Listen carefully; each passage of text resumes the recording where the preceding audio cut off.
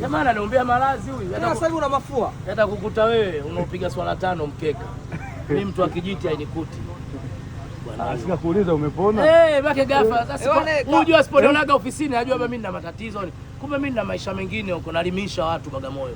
Wewe unajua una akili. Kwa hiyo alivyokuuliza kama unaumwa. Sasa mimi nitaganda hapa mkati namjua mtu mchawi ana roho mbaya kikorosho.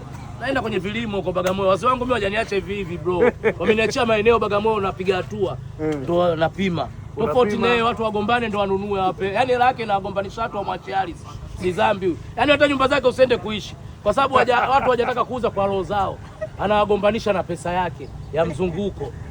Oya shikeni, kaongea na mjomba, kaongea na shangazi, mwisho watu wanalumbana. Mpaka walumbane. Hapana mimi niongea maneno mawili. Nakwambia tu, unaona kama nyumba yake ya Tandale, kajenga gorofa kimoja.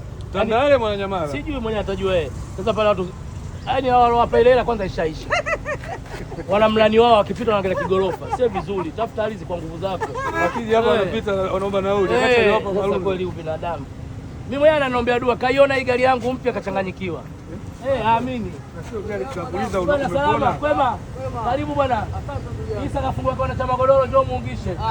Madalali wengi mlala magesi. Nauza hii milioni 70, tafutie mteja. Sawa mdogo wangu.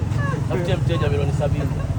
Madalali wengi wana magesi. Usipata hapo hapo 20 unaomba msamaha. Mimi nitamwomba msamaha wewe, mimi naongea vitu fact. Madalali yote wanakaa magesi. Wewe mwenyewe umeanza kukaa kwa mtu. Sasa si bora hizo ulikuwa unakaa magesi. Wewe ulikuwa unakaa kwa mtu.